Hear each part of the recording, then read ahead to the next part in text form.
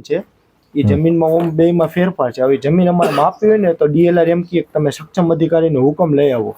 એ પણ બીજા ગામમાં છે અને 7/12 બીજા ગામમાં અહીંયા જ છે. એ તો આખો કેસ હલાવવો પડશે તમારો આખો.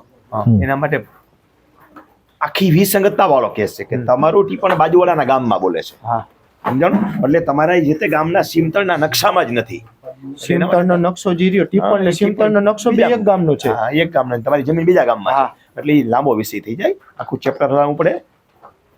ડીએલઆરમાં ડીએલઆર નો સપોર્ટ કરે તો પ્રાંતને ફરિયાદ કરો, એટલે પ્રાંત જે છે એના આધારે હુકમ કઈને આગળ હલાવશે. હુકમ થઈ ગયો છે 16માં, ખાલી માપણી માટેનો હુકમ મેળવવો હોય તો થઈ શકે. હા, થઈ શકે ને. પાછો પ્રાંતમાં જ જાઓ ફરિયાદ લઈને, પ્રાંતે હુકમ કર્યો તમે નથી થતી એમ કહેવાય. તમે જે અરજી કરો છો ને એ અરજી છે ને ઓનલાઈન ડેટાબેઝમાં એના કાર્યક્ષેત્રની બહાર જાય છે.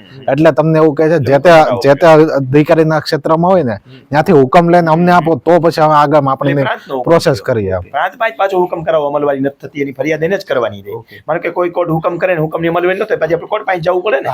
એનાથી નારાજ હોય તો ઉપલી કોર્ટ પાસે જવાય. તમે પ્રાંતથી નારાજ નથી, એની અમલવારી એટલા નથી કરતા, લઈને પાછી ફરિયાદ કરાય. આ બધું ટેકનિકલ બાબત છે, વધારે સમજવા જેવી છે.